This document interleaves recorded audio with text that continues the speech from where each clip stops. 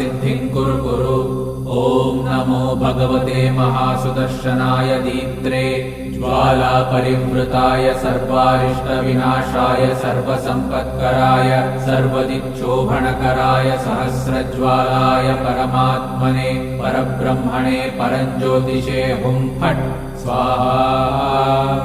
ॐ श्रीं ह्रीं ऐं क्लीं कृष्णाय गोविन्दाय गोपीजनवल्लभाय पराय परमपुरुषाय परमात्मने परकर्म मंत्र यंत्र तंत्रौषधास्त्र शस्त्राणि संहर संहर।